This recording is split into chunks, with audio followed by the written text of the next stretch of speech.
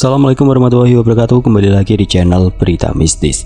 Untuk kisah kali ini ada sebuah cerita yang berjudul Korban Pelet Seorang SPG. Dan sebelum kita lanjut ke ceritanya, tekan dulu tombol like video ini dan jangan lupa tekan juga tombol subscribe channel ini. Nyalakan juga lonceng notifikasinya agar tidak ketinggalan cerita-cerita lainnya.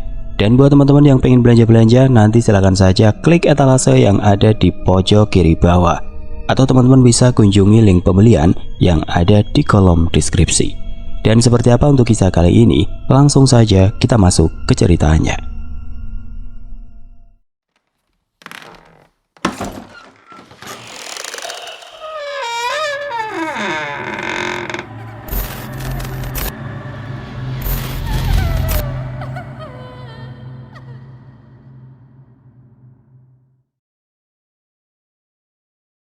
Semarang, Juni 2015, langit petang berwarna jingga saat Aisyah melangkah masuk ke Plaza Semarang, salah satu mal terbesar di kota itu.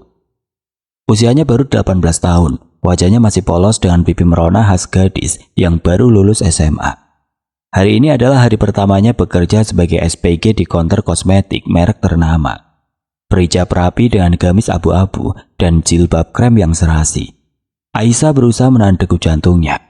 Ya Allah, semoga aku bisa kerja baik-baik, gumamnya dalam hati sambil memegang tas selempang kecilnya. Di dalam mal suasana ramai. Pengunjung berlalu lalang, sebagian membawa tas belanja, sebagian lagi asik selfie di depan dekorasi baru. Aisyah menuju lantai 2, tempat konter kosmetik berada. Aromanya harum, campuran parfum dan bedak. Di konter ia disambut Mbak Sari, senior SPG yang sudah 2 tahun bekerja. Aisyah kan? Wah, masih muda banget ya, santai saja, nanti aku ajarin, ujar Mbak Sari sambil tersenyum. Aisyah mengangguk sedikit canggung tapi lega. Hari pertama Aisyah diisi dengan pelatihan singkat, cara menyapa pelanggan, menjelaskan produk dan mencatat penjualan. Ia belajar cepat, meski sesekali salah menyebut nama lipstik atau lupa kode produk. Mbak, ini lipstik matte apa glossy? Tanyanya pada Mbak Sari sambil memegang tabung kecil berwarna merah. Mbak Sari tertawa. Matte Syah, kalau glossy kilapnya kelihatan banget. Aisyah tersipu tapi semangatnya tidak pudar. Saat istirahat siang, Aisyah duduk di food court bersama Mbak Sari dan dua rekan lain, Dian dan Rina. Mereka memesan es teh manis dan bakso urat di kios favorit karyawan mall. Syah, kamu orang Semarang asli? Tanya Dian sambil menyendok bakso. Iya mbak, rumahku di Telogosari. Wah deket dong, kalau sip malam pulangnya hati-hati ya, jalanan sepi, pesan Rina. Aisyah mengangguk menyeruput es teh yang dingin menyegarkan. Di sela obrolan, Aisyah menyadari betapa beragam teman kerjanya. Ada yang dari divisi elektronik, pakaian, bahkan petugas kebersihan dan satpam. Ia tidak pernah pilih-pilih teman. Ketika seorang petugas kebersihan, Pak Slamet, lewat dan menyapa, Aisyah balas tersenyum. Selamat kerja ya Neng, kata Pak Slamet. Makasih Pak, jawab Aisyah tulus. Prinsipnya sederhana. Semua orang sama di mata Allah, tidak peduli jabatan. Sore itu saat Aisyah kembali ke konter, seorang pelanggan mendekat. Mbak, ada lipstik warna nude yang cocok buat kulit sawo matang. Aisyah yang baru belajar sedikit grogi tapi mencoba tenang. Ada bu, ini merek X, set nomor 3, mau coba? Ia mengoleskan sedikit lipstik di punggung tangan pelanggan, seperti yang diajarkan Mbak Sari.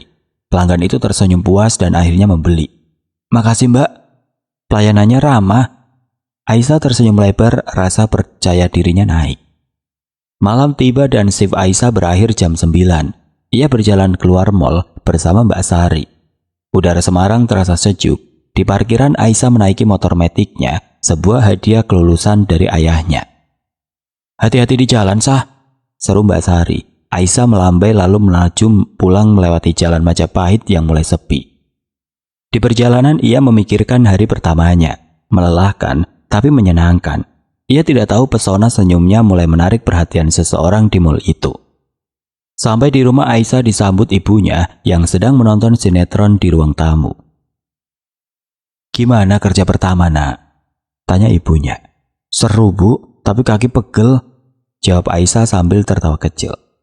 Setelah sholat Isya, ia berbaring di kamar memandang plafon. Semoga aku betah kerja di sana, gumamnya sebelum terlelap.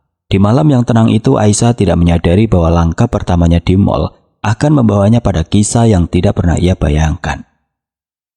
Seminggu berlalu sejak Aisyah mulai kerja di Plaza Semarang. Ia sudah mulai terbiasa dengan ritme pekerjaan, menyapa pelanggan, merapikan display kosmetik, dan mencatat penjualan. Pagi itu seperti biasa, Aisyah tiba di mall pukul 7, mengenakan gamis biru muda dan jilbab segi 4 yang diikat rapi. Udara Semarang masih sejuk, dan aroma kopi di kafe di lantai dasar menguar lembut. "Pagi Mbak Sari," sapa Aisyah ceria saat tiba di counter. Mbak Sari yang sedang menyusun lipstik membalas, "Pagi Sah, semangat banget ya, pagi-pagi udah sumringah." Hari itu mall mengadakan briefing bulanan untuk semua karyawan. Aisyah dan rekan-rekannya berkumpul di ruang serbaguna di lantai 3. Meja panjang dipenuhi botol air mineral dan cemilan ringan seperti kacang goreng dan rempeyek. Manajer senior Pak Budi memimpin briefing. Membahas target penjualan dan event promo akhir bulan, Aisyah duduk di baris kedua, mendengarkan dengan serius sambil mencatat di buku kecilnya. Tiba-tiba Pak Budi memperkenalkan seorang baru. "Ini Rizky, manajer baru di divisi elektronik. Mulai minggu ini dia akan bantu operasional lantai 2. Semua mata tertuju pada sosok yang berdiri di depan. Rizky, pria berusia 25 tahun, tampak rapi dengan kemeja putih lengan digulung dan celana chino hitam.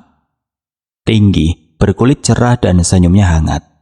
"Selamat pagi semua, saya Rizky, baru lulus dari Jogja. Mohon bantuannya ya," katanya dengan suara tenang. Beberapa karyawan wanita berbisik, mengomentari penampilannya yang menawan. Aisyah cuma melirik sekilas lalu kembali mencoret-coret bukunya, tidak terlalu memperdulikan. Setelah briefing, Aisyah kembali ke counter. Siang itu saat ia sedang menjelaskan bedak tabur pada seorang pelanggan, seseorang mendekat.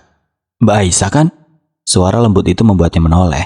Ternyata Rizky, berdiri dengan tangan di saku celana. Tersenyum kecil. Iya Mas Rizky ya?"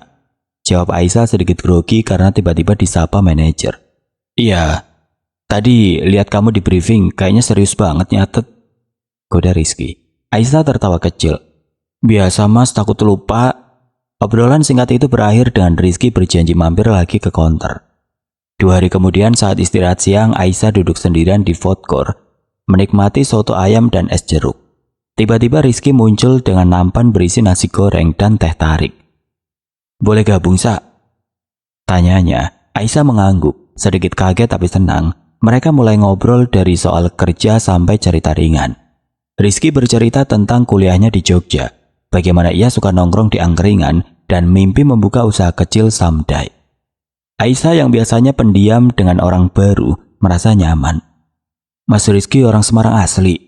"Bukan Sa, asli Solo, tapi keluarga pindah ke Semarang pas SMA." Sejak itu Rizky sering mampir ke counter Aisyah. Kadang cuma menyapa, kadang bawa permen atau wafer dari minimarket sebagai oleh-oleh. "Ini buat penutup sip," katanya sambil menyerahkan sebatang coklat. Aisyah cuma tersenyum, menyimpan coklat itu di tasnya. Rekan kerja mulai memperhatikan. "Syah, si Rizky suka ngapelin kamu ya?" goda Mbak Sari suatu hari. Aisyah cuma geleng kepala, wajahnya memerah. "Apaan Mbak? Cuma temen," kilahnya, meski dalam hati ia mulai merasa sesuatu.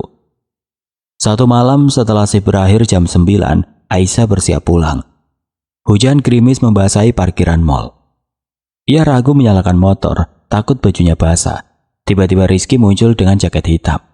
"Syah, hujan gini naik motor, aku antar yuk. Motornya biar aku titipin ke satpam buat diambil besok." Aisyah bingung tapi akhirnya setuju. Dalam perjalanan pulang dengan motor Rizky, Aisyah duduk di boncengan, memegang jaket Rizky agar tidak jatuh. Jalanan Semarang berkilau basah, lampu jalan memantul di genangan air. "Hati-hati Mas," seru Aisyah saat motor melewati tikungan. Rizky tertawa. "Tenang Syah, aku pembalap handal." Sampai di gang rumah Aisyah di Telogosari, Rizky berhenti. "Makasih Mas," kata Aisyah sambil turun. Wajahnya tersipu di bawah lampu jalan. "Sama-sama, besok aku jemput ya, biar ambil motornya bareng," ujar Rizky. Aisyah mengangguk lalu berlari masuk rumah. Jantungnya berdegup kencang. Malam itu setelah sholat Isya, ia termenung di kamar. "Mas Rizky baik banget ya." Di luar hujan masih gerimis, seolah menyanyikan lagu tentang awal sebuah kedekatan yang tidak disangka. Agustus 2015, udara Semarang terasa lembab menjelang akhir musim kemarau. Aisyah sudah 2 bulan bekerja di Plaza Semarang dan kini ia merasa lebih percaya diri sebagai SPG. Counter kosmetik tempatnya bekerja selalu ramai, terutama saat akhir pekan. Pagi itu ia tiba di mall dengan motor metiknya, mengenakan gamis hijau Tosca dan jilbab coklat muda. "Pagi Mbak Sari," sapanya ceria sambil meletakkan tas di loker kecil di belakang counter. "Pagi Sa, siap buat stok opnam malam ini?" tanya Mbak Sari dengan nada menggoda. Aisyah mengangguk. Meski dalam hati ia sedikit cemas, stok opnam, kegiatan bulanan menghitung stok barang, berarti ia harus lembur sampai pagi. Malam itu pukul 10, mal yang biasanya ramai kini sepi. Toko-toko di etalase tampak diam, hanya diterangi lampu neon yang temaram. Aisyah, Mbak Sari, dan 2 rekan lain, Dian dan Rina, mulai bekerja di counter kosmetik. Mereka duduk bersila di lantai, dikelilingi kardus berisi lipstik, bedak, dan eyeshadow. "Cah, catat ini. Lipstik set 12, stok 45 buah." ujar Mbak Sari sambil menyerahkan setumpuk tabung merah muda. Aisyah mencatat dengan cermat di buku stok. Sesekali menguap karena kantuk mulai menyerang. Di tengah kesibukan, Aisyah mendengar langkah mendekat. Ia menoleh dan melihat Rizky, manajer divisi elektronik, berdiri di depan konter dengan senyum khasnya. "Wah, pada serius banget ya?" katanya sambil bersandar di meja display. Aisyah tersenyum kecil, sedikit grogi karena Rizky tampak rapi meski malam sudah larut, dengan kemeja biru tua dan celana jeans. "Mas Rizky nggak stok opnam divisi elektronik?" tanya Aisyah sambil terus menghitung. "Udah selesai tadi, aku cuma muter-muter, siapa tahu ada yang butuh bantuan," jawab Rizky, matanya tidak lepas dari Aisyah. Mbak Sari yang mendengar langsung nyanyi-nyanyi kecil. "Ada yang naksir nih." Dian dan Rina terkikik, membuat Aisyah memerah. "Apaan sih Mbak?" protesnya, tapi tidak bisa menyembunyikan senyum. Rizky cuma tertawa, lalu menarik kursi plastik dari sudut ruangan dan duduk di dekat Aisyah. "Aku bantu rapin kardus deh, biar cepat selesai." Aisyah mengangguk, tidak menyangka seorang manajer mau repot-repot membantu SPG seperti dirinya. Saja menunjukkan tengah malam, Mbak Sari dan yang lain memutuskan istirahat sejenak. Mereka pergi ke kantin karyawan di lantai bawah, memesan Indomie rebus dan teh hangat. Aisyah memilih tetap di konter, ingin menyelesaikan hitungan bedak tabur. "Nggak ikut makan, Syah?" tanya Rizky yang juga tidak ikut pergi. "Nanti aja Mas, aku mau selesaiin ini dulu," jawab Aisyah sambil fokus mencatat. Rizky mengangguk lalu mengambil setumpuk kardus kosong dan mulai melipatnya dengan rapi. Suasana konter jadi hening, hanya terdengar suara AC dan derit kardus yang dilipat Rizky. Aisyah mencuri pandang, memperhatikan gerakan tangan Rizky yang lincah. "Mas Rizky, gak capek? Udah malam banget loh," tanyanya mencoba memecahkan keheningan. Rizky tersenyum. "Capek sih, tapi kalau nemenin kamu, kayaknya jadi gak kerasa." Aisyah tersipu, jantungnya berdegup kencang. "Gombal ah," gumamnya, tapi wajahnya tidak bisa menyembunyikan rasa senang. Rizky lalu bercerita tentang pengalamannya waktu kuliah di Jogja, bagaimana ia pernah kerja part-time di toko elektronik dan sering begadang ngerjain tugas. "Dulu aku pikir kerja di mall bakal enteng, ternyata stok opnam ini bikin pusing juga ya," katanya sambil tertawa. Aisyah ikut tertawa, merasa nyaman dengan cara Rizky bercerita. "Iya Mas, aku aja baru 2 bulan kerja, udah ngerasa kayak lari maraton tiap stok opnam." Saat Aisyah selesai menghitung bedak, ia merenggangkan badan, merasa lelah. Rizky memperhatikan lalu berkata, "Syah, takut nggak kerja malam gini? Mal sepi loh. Kata orang ada hantu penutup toko." Matanya berbinar, jelas menggoda. Aisyah memincingkan mata. "Mas, jangan aku nakutin. Aku sih nggak takut. Ada Allah yang jaga." Rizky tertawa lepas. "Hebat, SPG pemberani. Tapi tenang, kalau ada hantu, aku yang usir." Aisyah cuma geleng-geleng kepala, tapi dalam hati ia tersentuh dengan perhatian Rizky. Pukul 3 pagi stok opnam selesai. Mbak Sari dan yang lain kembali membawa aroma Indomie yang menggoda. "Syah, makasih ya, kamu cepet banget ngerjainnya," puji Mbak Sari. Aisyah cuma tersenyum lalu melirik Rizky yang masih membantu menyusun kardus terakhir. "Mas Rizky juga bantu Mbak," katanya pelan. Rizky mengedipkan mata. "Tim kerja terbaik kan?" Saat mal mulai terang dengan sinar pagi, Aisyah dan Rizky berjalan keluar bersama. Udara Semarang terasa segar meski langit masih gelap. "Syah, aku antar pulang ya. Gak enak kalau kamu bawa motor ngantuk gini," tawa Rizky. Aisyah mau menolak tapi matanya memang berat. "Boleh mas, tapi motor aku dititipin satpam ya." Rizky mengangguk lalu mengurus motor Aisyah sebelum mengantarnya pulang. Di boncengan motor Rizky, Aisyah memegang jaketnya erat. Angin pagi menyapu wajahnya. Jalanan Semarang sepi, hanya sesekali terdengar suara klakson truk pengangkut sayur. Sampai di gang rumahnya di Telogosari, Aisyah turun dan berkata, "Makasih banyak mas, besok aku jemput motornya." Rizky tersenyum. "Sama-sama Syah, istirahat yang cukup ya." Aisyah mengangguk lalu masuk rumah dengan hati berbunga-bunga. Malam stok opnam yang melelahkan itu ternyata menyisakan kenangan manis yang tidak akan ia lupakan. September 2015 membawa angin sepoi-sepoi ke Semarang. Tanda musim hujan akan segera tiba. Aisyah kini semakin nyaman bekerja di Plaza Semarang. Konter kosmetik sudah seperti rumah keduanya. Tempat ia tersenyum menyapa pelanggan dan bercanda dengan Mbak Sari. Kedekatannya dengan Rizky juga semakin erat. Hampir setiap hari, Rizky mampir ke konter kadang sekedar mengobrol, kadang membawa es teh manis dari kantin sebagai kejutan kecil. "Syah, ini buat penutup sip," katanya sambil menyerahkan gelas plastik berembun. Aisyah cuma tersenyum tapi hatinya selalu hangat. Namun minggu ini Rizky mendapat tugas dinas ke Surabaya untuk membantu pembukaan cabang baru mall. "Aku bakal di sana 2 minggu, Syah. Jangan kangen ya," candanya saat pamit di food court. Aisyah tertawa. "Apaan sih mas? Hati-hati di jalan ya." Meski tersenyum, Aisyah merasa sedikit sepi tanpa kehadiran Rizky. Pesan WhatsApp dari Rizky masih rutin masuk, tapi ia tahu pria itu pasti sibuk dengan kerjaan barunya. Malam itu mall kembali mengadakan stok opnam. Aisyah, Mbak Sari, Dian, dan Rina bersiap di konter kosmetik, dikelilingi tumpukan kardus dan buku catatan. Pukul 10 malam suasana mall berubah hening, hanya terdengar suara langkah satpam yang berpatroli. Aisyah duduk bersila di lantai, menghitung stok eyeshadow dengan teliti. "Set nomor 7, 32 buah, gumamnya sambil mencatat. Mbak Sari yang duduk di sebelahnya menguap. "Syah, gak kangen si manajer ganteng?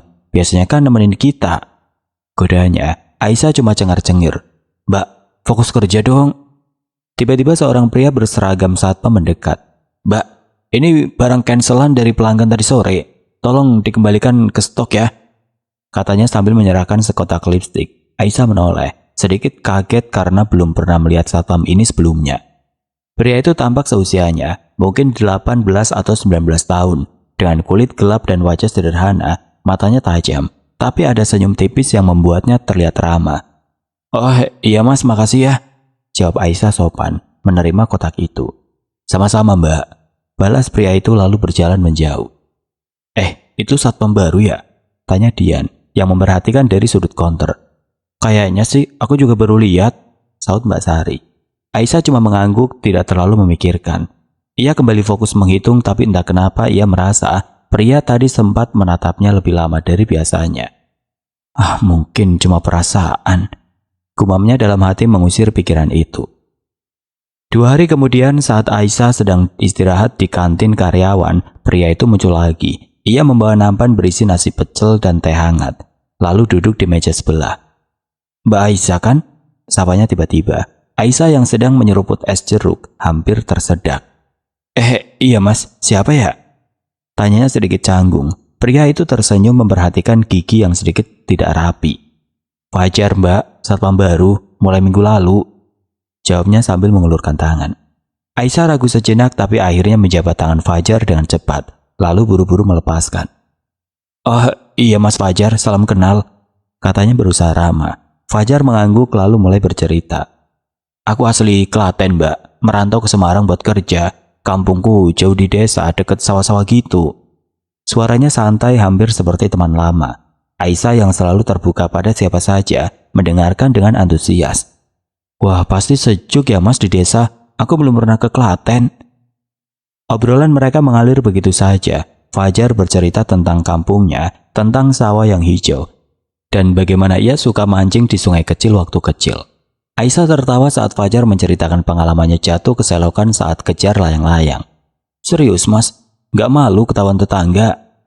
tanyanya sambil terkikik. Fajar cuma garuk kepala. Ya malu mbak, tapi ya sudahlah kan masih kecil. Aisyah tidak tahu kenapa, tapi ia merasa betah ngobrol dengan Fajar. Ada sesuatu di cara pria itu bercerita, sederhana tapi menarik.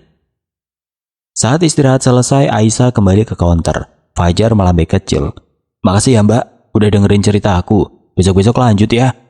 Aisyah cuma tersenyum sopan. Iya mas, hati-hati jaga malam. Di counter Mbak Sari langsung menggoda. Loh, Cah, tadi ngobrol sama satpam baru. Kok kelihatan akrab banget? Aisyah buru-buru menggeleng. Cuma kenalan biasa mbak, kan gak enak kalau cuek. Mbak Sari cuma nyengir tapi tidak berkomentar lebih jauh. Malam itu saat Aisyah pulang dengan motornya, ia memikirkan obrolan dengan Fajar. Bukan apa-apa, tapi ada perasaan aneh yang sulit dijelaskan. Ia menggelengkan kepala, mencoba fokus pada jalanan Semarang yang mulai sepi. Di ponselnya ada pesan baru dari Rizky. Syah, apa kabar? Aku di Surabaya kangen es teh manis kantin mall. Aisyah tersenyum tapi entah kenapa ia tidak langsung membalas seperti biasanya. Gambar wajah Fajar dengan senyum tipis dan mata tajamnya masih terngiang di pikirannya. Saat sampai rumah Aisyah salat Isya, lalu berbaring di kasur. Aku cuma ramah kan? Gak salah dong kenalan sama orang baru. Gumamnya mencoba meyakinkan diri sendiri. Di luar bulan separuh menerangi langit Semarang, seolah menyaksikan awal sesuatu yang tidak terduga dalam hidup Aisyah.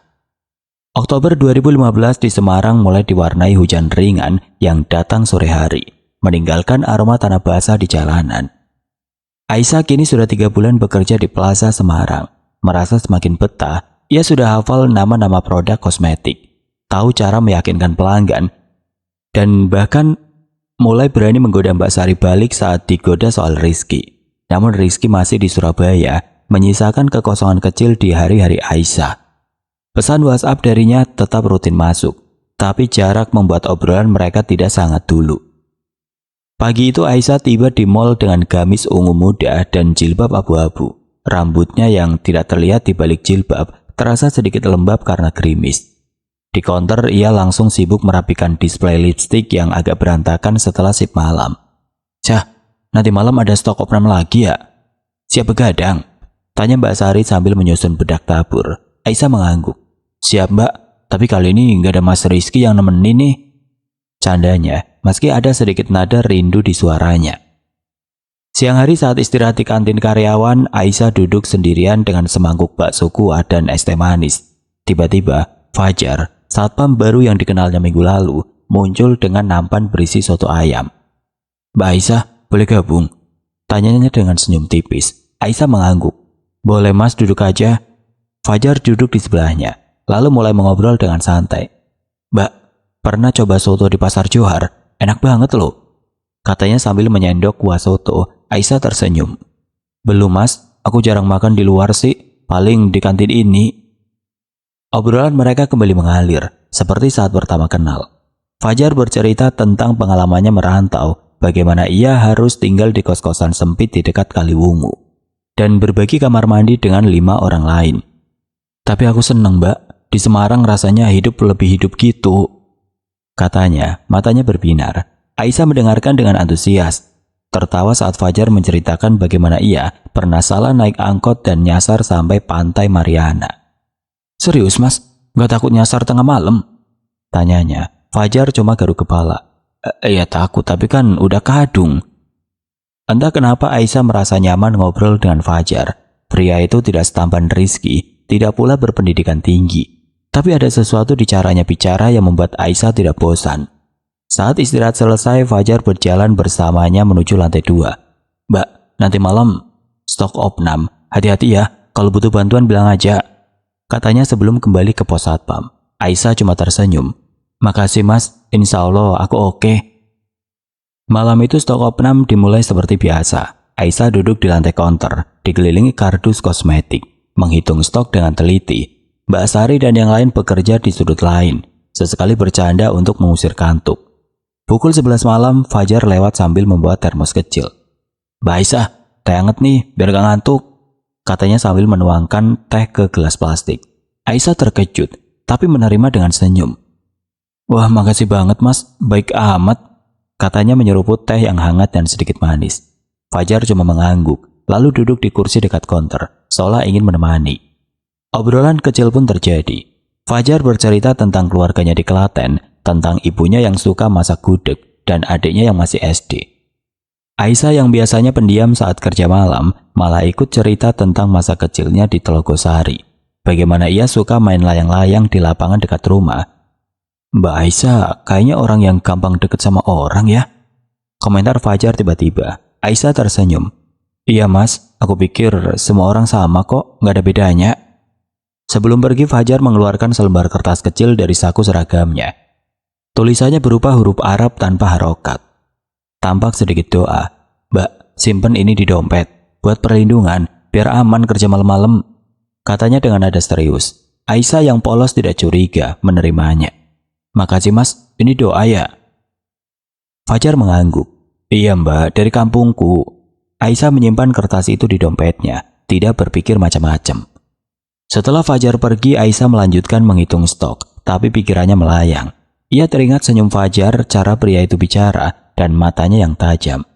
Astagfirullah, aku mikirin apa sih? Gumamnya, mencoba mengusir pikiran itu. Di ponselnya ada pesan baru dari Rizky. Syah, stok opnam melancar, jangan lupa istirahat ya. Biasanya Aisyah langsung membalas dengan candaan, tapi malam itu ia cuma membaca pesan itu, lalu menyimpan ponsel tanpa membalas. Entah kenapa Fajar terus muncul di benaknya.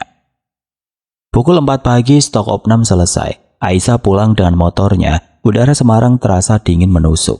Di perjalanan ia merasa aneh, pikirannya dipenuhi Fajar, meski ia tahu itu tidak masuk akal. Sampai di rumah ia sholat subuh, lalu berbaring di kasur. Aku cuma ramah kan, gak ada yang salah, bisiknya pada diri sendiri. Tapi di dalam dompetnya kertas kecil dari Fajar seolah menyimpan rahasia yang belum ia sadari. Menunggu waktu untuk mengubah segalanya. Hujan deras mengguyur Semarang di pertengahan Oktober 2015, membuat jalanan di sekitar Plaza Semarang licin dan penuh genangan. Aisyah yang biasanya ceria saat tiba di counter kosmetik, kini tampak sedikit murung. Ia mengenakan gamis coklat tua dan jilbab hitam, wajahnya sedikit pucat meski ia berusaha tersenyum. Pagi Mbak Sari, sapanya pelan sambil meletakkan tas di loker. Mbak Sari yang sedang menyusun eyeshadow memandangnya sekilas. Syah, kamu kenapa? Kok kayak kurang tidur? Tanyanya dengan nada khawatir. Aisyah cuma menggeleng. Nggak apa-apa mbak, cuma capek aja. Namun kebenarannya lebih rumit. Sejak malam stok opnam 2 minggu lalu, ketika Fajar memberinya kertas bertulisan Arab, Aisyah merasa ada yang berubah dalam dirinya. Pikirannya terus dipenuhi Fajar, senyumnya, suaranya, bahkan caranya memandang.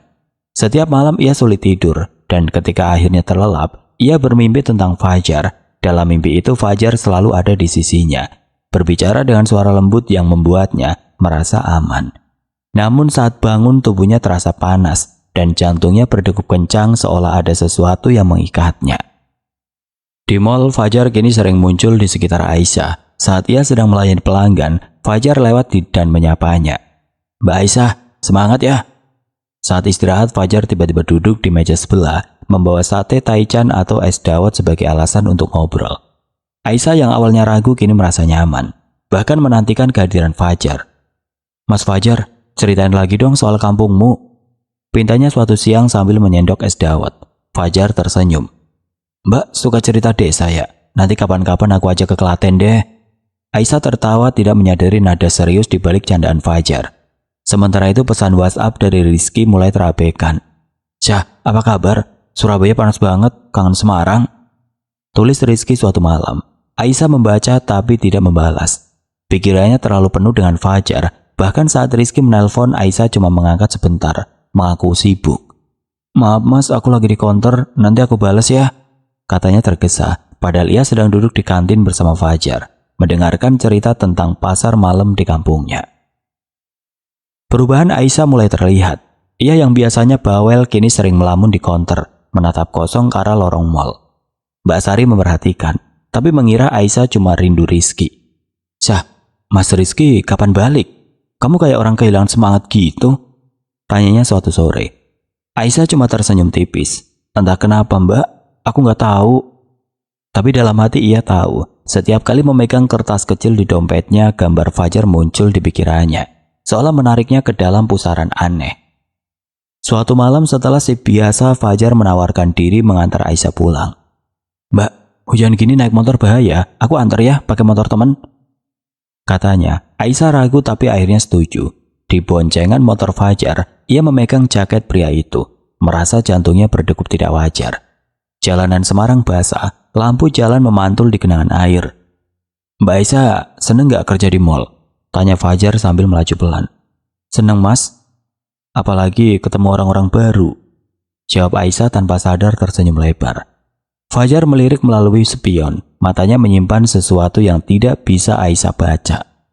Sampai di gang rumahnya di Telogosari, Aisyah turun dan berkata, "Makasih Mas Fajar, hati-hati baliknya."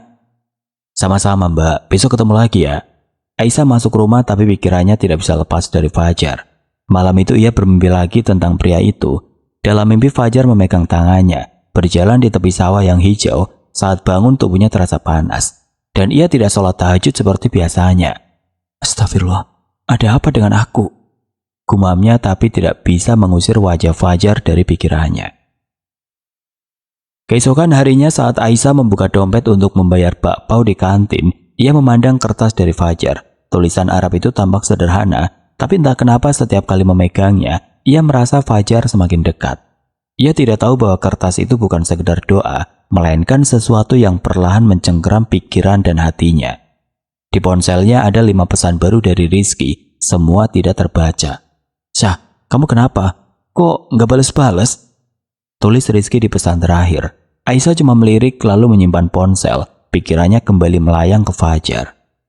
Di mall, Fajar lewat konter dan melambai kecil. Aisyah membalas dengan senyum, tapi ada perasaan aneh di dadanya. Campuran senang dan gelisah, ia tidak sadar bahwa obsesi yang kini membelenggu pikirannya bukan sekedar perasaan biasa, melainkan sesuatu yang jauh lebih gelap, menunggu waktu untuk mengubah hidupnya sepenuhnya. Akhir Oktober 2015, hujan di Semarang mulai reda, meninggalkan udara sejuk dan langit yang cerah. Aisyah berjalan masuk ke Plaza Semarang dengan langkah yang sedikit berat, gamis biru navy dan jilbab abu-abunya rapi. Tapi matanya tampak sayu, seperti orang yang kurang tidur.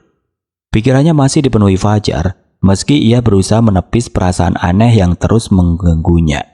Kertas kecil bertuliskan Arab dari Fajar selalu ada di dompetnya, dan setiap kali memegangnya, wajah Fajar seolah muncul di benaknya, membuatnya gelisah namun tidak bisa berhenti memikirkan pria itu. Pagi itu konter kosmetik ramai dengan pelanggan yang mencari produk promo akhir bulan. Aisyah melayani dengan senyum, tapi Mbak Sari memperhatikan ada yang berbeda. "Syah, kamu sakit apa gimana sih? Kok kayak orang linglung?" Tanyanya saat mereka sedang merapikan stok di loker. Aisyah menggeleng. "Nggak apa-apa Mbak, cuma agak capek." Tapi dalam hati, ia tahu obsesinya pada Fajar membuatnya kehilangan fokus, bahkan pada pekerjaan yang dulu ia nikmati. Tiba-tiba suasana konter berubah riuh. Itu Mas Rizky, keren banget, kayak baru pulang dari luar negeri." Seru Dian, rekan Aisyah, sambil menunjuk ke arah lorong. Aisyah menoleh dan melihat Rizky berjalan mendekat. Pria itu tampak segar dengan kemeja putih lengan digulung dan celana chino coklat. Senyumnya lebar seperti biasa. "Syah, apa kabar?" Sapanya sambil berdiri di depan konter. Aisyah tersenyum, tapi entah kenapa hatinya tidak berdegup sekuat dulu. "Baik mas." "Kapan balik dari Surabaya?" Tanyanya berusaha terlihat antusias. "Baru kemarin malam, kangen banget sama es teh manis kantin." Canda Rizky matanya berbinar. Mbak Sari dan Dian terkikik, lalu buru-buru mencari alasan untuk ke loker meninggalkan Aisyah dan Rizky berdua. Rizky mencondongkan tubuh ke konter, suaranya pelan. "Syah, aku notice kamu jarang balas WA aku, sibuk banget ya?" Tanyanya dengan nada khawatir. Aisyah merasa bersalah, tapi cuma mengangguk. "Iya mas, maaf, banyak kerjaan." Kilahnya, meski tahu itu bohong, pikirannya masih melayang ke Fajar yang tadi pagi lewat konter dan melambai padanya. Sore itu Rizky mengajak Aisyah ke ruang manajer setelah shift. Ruang kecil itu ber-AC, dingin, dengan meja kayu penuh dokumen dan bau kopi dari mesin di sudut. Aisyah duduk di kursi tamu. Sedikit canggung, Rizky menutup pintu, lalu duduk di depannya, memandangnya dengan serius. "Syah, aku tahu kita belum pacaran resmi, tapi aku serius sama kamu," katanya. Suaranya lembut tapi tegas. Aisyah menahan nafas, jantungnya tiba-tiba berdegup kencang. "Aku mau lamar kamu akhir November ini. Aku udah cerita sama keluargaku dan mereka setuju. Lanjut Rizky memegang tangan Aisyah dengan hati-hati. Aisyah terkejut, mulutnya terbuka tapi tidak ada kata yang keluar. Gambar Rizky dengan senyum hangat dan perhatiannya selama ini bercampur dengan wajah Fajar yang entah kenapa terus muncul di pikirannya. Mas, ini mendadak banget, gumamnya, suaranya pelan. Rizky tersenyum. Aku tahu Syah, kamu gak perlu jawab sekarang. Pikirin dulu ya. Aisyah cuma mengangguk. Hatinya seperti terbelah. Di satu sisi ia tahu Rizky adalah pria baik yang serius. Di sisi lain pikiran tentang Fajar seperti kabut yang tidak bisa ia singkirkan. Kabar rencana lamaran menyebar cepat di mall. Keesokan harinya rekan-rekan Aisyah ramai memberi selamat. Syah, congrats ya, calon istri manajer nih. Goda Mbak Sari sambil nyanyi-nyanyi. Aisyah cuma tersenyum kecut, berusaha menutupi kegelisahannya. Di kantin saat istirahat, Fajar tiba-tiba muncul dan duduk di depannya dengan nampan berisi nasi goreng.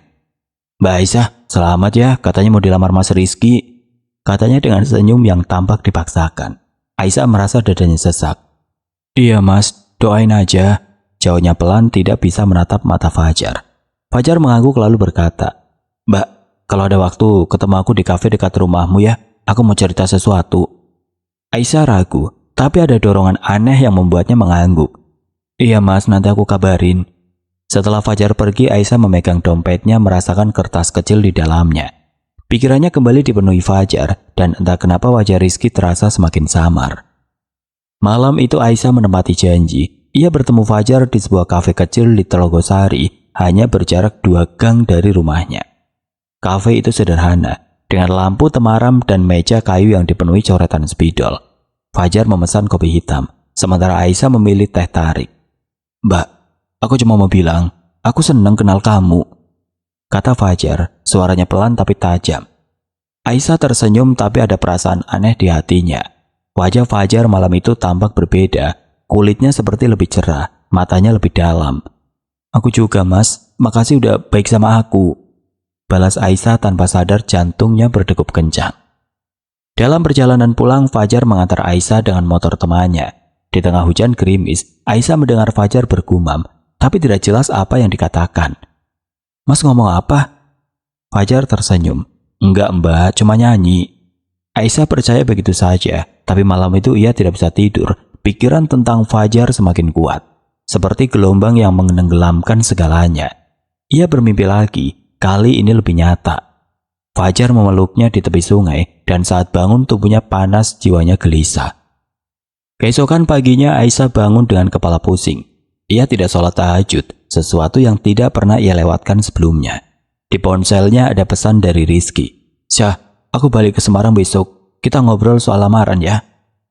Aisyah membaca, tapi tidak membalas. Pikirannya hanya dipenuhi Fajar dan kertas kecil di dompetnya, seolah berbisik. Menariknya semakin jauh dari Rizky dan dunia yang dulu ia kenal. November 2015 tiba dengan langit Semarang yang sering mendung, seolah mencerminkan kekacauan dalam hati Aisyah. Pagi itu ia berdiri di depan cermin kamarnya, mengenakan gamis abu-abu tua dan jilbab hitam yang sedikit kusut. Wajahnya pucat, matanya sayu, tapi ia berusaha menutupinya dengan sedikit bedak dan lipstik merah muda. Aisyah, kamu kenapa akhir-akhir ini? Kok kayak orang sakit? Tanya ibunya dari ruang tamu. Suaranya penuh khawatir, Aisyah cuma tersenyum tipis. Nggak apa-apa bu, cuma capek kerja. Tapi dalam hati ia tahu, pikirannya telah dikuasai Fajar. Dan kertas kecil di dompetnya seperti memiliki kekuatan yang tidak bisa ia lawan. Di Plaza Semarang, Aisyah bekerja seperti biasa, tapi sikapnya berubah drastis. Ia yang dulu ceria kini sering melamun. Bahkan pelanggan harus memanggilnya 2 kali untuk mendapat perhatian. Mbak Sari yang biasanya menggoda kini mulai serius bertanya. Syah, kamu beneran gak apa-apa? Kalau sakit istirahat dulu. Katanya saat mereka sedang merapikan konter. Aisyah cuma menggeleng. Aku baik-baik saja mbak. Tapi matanya tidak bisa lepas dari lorong mal, berharap melihat Fajar lewat. Rizky yang baru kembali dari Surabaya mencoba mendekati Aisyah lagi. Ia mampir ke konter dengan senyum hangat, membawa coklat kesukaan Aisyah. Syah, ini buat kamu. Kita ngobrol bentar yuk. Aisyah mengangguk tapi sikapnya dingin. Di kantin karyawan, Rizky berbicara tentang rencana lamaran. Bagaimana ia sudah bicara dengan orang tuanya dan berencana mengadakan acara sederhana di rumah Aisyah. "Aku serius ya, aku pengen kita bareng selamanya," katanya memandang Aisyah dengan penuh harap. Aisyah cuma menunduk, tangannya memainkan sedotan es teh manis. "Iya mas, aku pikirin," jawabnya pelan, tapi pikirannya melayang ke Fajar. Malam itu Fajar mengajak Aisyah makan malam di luar. "Mbak, aku kenal warung makan enak di dekat Simpang 5. Ayo, aku traktir," katanya saat shift Aisyah selesai. Aisyah yang seharusnya pulang mendadak setuju tanpa berpikir panjang. Di warung makan sederhana itu mereka duduk di meja kayu, memesan ayam geprek dan es jeruk.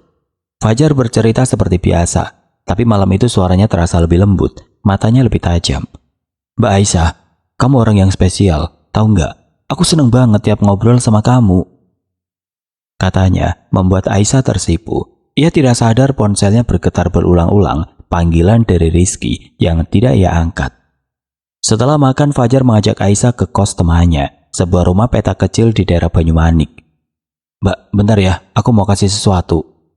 Aisyah yang biasanya waspada kali ini menurut begitu saja. Di kamar kos yang sempit, berbau rokok, Fajar memberikan perintah aneh. "Mbak, kertas yang aku kasih simpen terus di tas kamu ya, jangan sampai hilang, itu buat kebaikan kita," katanya dengan nada serius. Aisyah mengangguk, merasa ada dorongan tidak wajar yang membuatnya patuh. Ia tidak tahu bahwa kertas itu yang ia pikir doa adalah jimat yang memperkuat cengkraman Fajar atas pikirannya. Keesokan harinya Aisyah semakin menjauh dari semua orang. Di rumah ia menjadi pendiam, bahkan jutek saat ibunya bertanya soal pekerjaan. "Aisyah, kamu kenapa nak? Kok nggak cerita lagi sama ibu?" tanya ibunya dengan mata berkaca-kaca. Aisyah cuma menggerutu. "Nggak ada apa-apa bu, aku capek." Di mall ia menghindari Rizky, tidak membalas pesan atau panggilannya. Saat Rizky mendekati konter, Aisyah buru-buru mencari alasan untuk ke loker. "Syah, kita harus ngobrol. Kamu kenapa sih?" tanya Rizky dengan nada kecewa. Aisyah cuma menunduk. "Nanti aja mas, aku sibuk." Obsesi Aisyah pada Fajar kini tidak terkendali. Ia mencari Fajar setiap istirahat, bahkan rela menunggu di pos satpam hanya untuk mengobrol sebentar. Setiap kata Fajar terasa seperti perintah, setiap senyumnya seperti candu. Suatu malam Aisyah mengambil keputusan yang mengejutkan. Ia mengirim pesan singkat ke Rizky. "Mas, maaf, aku nggak bisa lanjut sama lamaran ini. Aku butuh waktu sendiri." Tanpa menunggu balasan, ia mematikan ponsel, lalu pergi dengan Fajar. Selama 2 hari ia tidak pulang ke rumah, menghabiskan waktu bersama Fajar dan teman-temannya di tempat yang tidak ia kenal. Di rumah keluarga Aisyah panik. Ibunya menangis. Ayahnya menghubungi teman-teman Aisyah di mall. Rizky yang menerima pesan itu merasa hancur, tapi tidak menyerah. Ia mulai mencari tahu apa yang terjadi. Mendengar dari Mbak Sari bahwa Aisyah sering terlihat dengan Fajar. "Ada yang tidak beres mas, Aisyah kayak orang kesurupan," kata Mbak Sari dengan nada cemas. Rizky mengangguk, hatinya berat. Ia tahu Aisyah bukan dirinya sendiri, tapi ia belum paham apa yang sebenarnya mengendalikan gadis itu.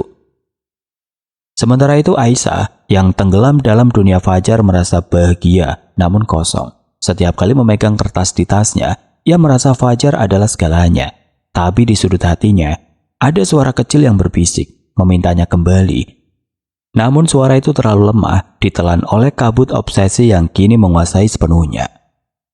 November 2015 berakhir dengan langit Semarang yang kelabu, seolah ikut meratapi kekacauan dalam hidup Aisyah. 2 hari setelah ia pergi bersama Fajar, keluarga Aisyah diliputi kepanikan. Ibunya Bu Ratna tidak henti menangis di ruang tamu, memegang foto Aisyah saat wisuda SMA. "Ya Allah, anakku kenapa? Kemana dia pergi?" Ratapnya, ayahnya Pak Slamet menghubungi semua teman kerja Aisyah, tapi tidak ada yang tahu keberadaannya. Rizky yang masih terpukul dengan pesan pembatalan lamaran tidak tinggal diam. Ia mendatangi Plaza Semarang, bertanya pada Mbak Sari dan rekan lain. "Aisyah sering sama satpam baru Fajar, tapi sekarang Fajar juga nggak kelihatan," kata Mbak Sari dengan nada cemas. Rizky yang mulai mencurigai ada yang tidak beres menghubungi seorang ustadz kenalan keluarganya, Ustadz Hamid, yang dikenal ahli dalam masalah-masalah spiritual. "Ustadz, Aisyah kayak orang kesurupan. Dia nggak kayak biasanya," ceritanya melalui telepon. Ustadz Hamid meminta Rizky membawa Aisyah ke rumahnya untuk diperiksa. Masalahnya, Aisyah masih hilang. Pada hari ketiga, Rizky mendapat kabar dari seorang satpam lain bahwa Aisyah terlihat di daerah Banyumanik. dekat kos-kosan. Tanpa ragu Rizky dan Pak Slamet bergegas ke sana. Di sebuah kos-kosan sempit yang bau apek, mereka menemukan Aisyah duduk di lantai, rambutnya acak-acakan, matanya kosong. Fajar tidak ada di sana, dan teman-temannya cuma bilang, dia tiba-tiba pergi kemarin. Aisyah tidak melawan saat ayahnya memeluknya, tapi ia terus bergumam, "Fajar, Fajar." Rizky merasa dadanya sesak melihat gadis yang dulu ceria, kini seperti boneka tanpa jiwa. "Syah, kita pulang ya," katanya lembut, tapi Aisyah cuma menatap kosong. Sesampainya di rumah, Bu Ratna memeluk Aisyah erat, menangis terseduh. "Nak, kamu kenapa? Cerita sama ibu." Tapi Aisyah tidak menjawab, hanya duduk di sofa, memandang dinding. Pak Slamet menghubungi Ustadz Hamid, yang menyarankan agar Aisyah dibawa ke sebuah pesantren kecil di kaki Gunung Ungaran, tempat ia sering membantu orang dengan gangguan spiritual. "Bisa jadi ini pengaruh ilmu hitam, seperti pelet," kata Ustadz Hamid dengan nada serius. Rizky meski ragu dengan hal-hal seperti itu setuju demi Aisyah. Perjalanan ke pesantren memakan waktu setengah hari. Jalanan berliku dikelilingi sawah dan hutan kecil, terasa semakin sunyi menjelang malam. Aisyah duduk di kursi belakang mobil, diapit ibunya, masih bergumam tentang Fajar. Sesampainya di pesantren, mereka disambut 3 santri dan seorang kakek tua, Kiai Zainuddin, yang dikenal sebagai guru spiritual. Pesantren itu sederhana, dengan masjid kecil dan asrama dari kayu, aroma kemenyan dan minyak kayu putih menguar lembut. Ruqyah dimulai di ruang utama pesantren, yang hanya diterangi lampu minyak dan lentera. Aisyah duduk di tikar, dikelilingi Kiai Zainuddin, Ustadz Hamid, dan 2 santri yang memegang Al-Quran. Saat ayat-ayat suci dibacakan, Aisyah tiba-tiba menjerit, "Fajar, jangan tinggalin aku." Ia mencakar udara, bahkan mencoba mencakar wajah Rizky yang berdiri di dekatnya. "Syah, tenang, ini aku Rizky," seru Rizky menantang Aisyah dengan lembut. Bu Ratna menangis di sudut ruangan, memohon pada Allah agar anaknya sembuh. Setelah berjam-jam, Kiai Zainuddin meminta tas Aisyah diperiksa. Di dompetnya mereka menemukan kertas kecil bertuliskan Arab. "Ini bukan doa, ini jimat," kata Kiai dengan nada tegas. Kertas itu dibakar di luar pesantren, asapnya membumbung ke langit malam. Aisyah meronta lebih keras saat jimat dibakar, tapi perlahan tubuhnya melemas. Ia pingsan dan saat sadar, matanya masih kosong, tapi gumaman tentang Fajar mulai berkurang. "Kita harus lanjutkan ruqyah di rumah. Ini butuh waktu," kata Kiai Zainuddin. Kembali ke Semarang, Aisyah dirawat di rumah. Ustadz Hamid datang setiap malam, membacakan ayat-ayat dan menyiramkan air yang telah didoakan ke tubuh Aisyah. Foto-foto Aisyah dengan Fajar di ponselnya dihapus dan dibakar secara simbolis. Perlahan Aisyah mulai menunjukkan tanda-tanda kesadaran. Ia bisa menjawab pertanyaan sederhana, meski memorinya seperti kabut. "Ibu, aku di mana?" tanyanya suatu malam, membuat Bu Ratna menangis bahagia. Namun prosesnya tidak mudah. Aisyah masih sering gelisah, terutama saat malam Jumat, seolah ada sisa pengaruh yang mencoba menariknya kembali. Rizky setia menemani di awal, tapi seiring waktu kehadirannya berkurang. Ia mulai sibuk dengan pekerjaan dan rumor di mal menyebutkan keluarganya sedang menjodohkannya dengan wanita lain. Aisyah yang masih berjuang pulih tidak tahu tentang ini. Ia hanya merasa kosong, seperti otaknya lelah, dibersihkan dari kenangan tentang Fajar, tapi juga dari sebagian dirinya sendiri. "Aku kenapa, Bu? Kok rasanya aku lupa banyak hal?" tanyanya pada ibunya suatu sore. Bu Ratna memeluknya. "Kamu cuma butuh waktu, Nak. Allah sedang uji kita." Di pesantren, Kiai Zainuddin memperingatkan bahwa pemulihan Aisyah belum selesai. "Jimat itu kuat, dan pengaruhnya masih ada di hati anak ini. Jangan sampai ia bertemu orang itu lagi." Pak Slamet mengangguk, berjanji menjaga Aisyah. Namun di sudut hatinya, Aisyah masih merasakan bayang-bayang Fajar. Meski samar, proses ruqyah terus berlanjut. Dan keluarga berdoa agar Aisyah bisa kembali menjadi gadis ceria yang dulu mereka kenal. Sebelum semua ini menimpanya. Maret 2016, langit Semarang cerah dengan awan putih yang berarak pelan. Musim hujan telah usai dan udara terasa lebih ringan, seolah memberi harapan baru. Di rumah kecil di Telogosari, Aisyah duduk di teras, memandang anak-anak tetangga bermain layang-layang di lapangan depan. Ia mengenakan gamis hijau mint dan jilbab krem. Wajahnya kini lebih segar, meski ada sedikit bayang kelelahan di matanya. 2 bulan terakhir adalah perjuangan berat baginya, tapi kini ia akhirnya merasa seperti dirinya sendiri lagi. Proses ruqyah yang dimulai di pesantren di kaki Gunung Ungaran terus dilanjutkan di rumah. Ustadz Hamid datang 3 kali seminggu, membacakan ayat-ayat suci dan memastikan tidak ada sisa pengaruh jimat yang pernah diberikan Fajar. Aisyah sempat mengalami kemunduran di awal Maret ketika ia tiba-tiba mengamuk malam Jumat Kliwon, berteriak memanggil nama Fajar. "Fajar, kamu di mana?" Membuat ibunya menangis ketakutan. Ustadz Hamid menemukan bahwa beberapa foto Aisyah dengan Fajar masih tersimpan di folder tersembunyi di ponselnya dan jimat kecil lainnya. Selai kain merah yang disembunyikan di tas belum dihancurkan. Setelah foto-foto itu dihapus dan dibakar dan kain merah dimusnahkan dalam ritual doa, Aisyah mulai menunjukkan kemajuan nyata. Ia tidak lagi menyebut nama Fajar dan mimpi-mimpi aneh yang menghantuinya berhenti. Namun pemulihan penuh tidak mudah. Ingatannya seperti kabut. Ia sering linglung sholat, otaknya telah dibersihkan dari banyak hal. "Bu, aku kenapa lupa banyak hal? Rasanya aku nggak kenal diri sendiri," tanyanya pada ibunya suatu sore. Suaranya penuh kebingungan. Bu Ratna memeluknya erat. "Kamu cuma diuji, nak. Sekarang kamu sudah balik. Itu yang penting." Seminggu setelah ruqyah terakhir, Aisyah merasa seperti terbangun dari mimpi panjang. Ia mulai tersenyum lagi, membantu ibunya masak di dapur, dan bahkan bercanda dengan adiknya tentang sinetron kesukaan mereka. Ia kembali sholat tahajud, sesuatu yang dulu ia lewatkan selama pengaruh Fajar. "Ya Allah, terima kasih sudah selamatkan aku," bisiknya dalam sujud. Air matanya menetes ke sajadah, tapi di tengah kelegaan itu ada satu hal yang masih mengganjal. Rizky. Aisyah akhirnya memberanikan diri bertanya pada ibunya. "Bu, Mas Rizky mana? Kok nggak pernah kelihatan lagi?" Tanyanya sambil mengupas bawang di dapur. Bu Ratna berhenti memotong sayur, matanya berkaca-kaca. "Nah, ibu nggak tahu gimana ceritanya ini," katanya pelan. Setelah menarik nafas dalam, ia melanjutkan. "Rizky sekarang sudah menikah. Keluarganya menjodohkan dengan gadis dari Solo." Aisyah terdiam, pisau di tangannya berhenti bergerak. Dadanya seperti ditusuk, tapi ia tidak menangis. "Oh, begitu, Bu," gumamnya suaranya datar. Malam itu Aisyah duduk di kamarnya memandang foto lama di ponselnya. Bukan foto dengan Fajar, tapi selfie bersama Rizky di food court mall. Saat mereka masih sering bercanda dan berbagi es teh manis. "Makasih Mas, atas semua kebaikanmu. Maaf aku pernah nyakitin kamu," bisiknya lalu menghapus foto itu. Berjanji untuk move on. Kehilangan Rizky terasa seperti luka baru, tapi ia tahu itu bagian dari ujian hidupnya.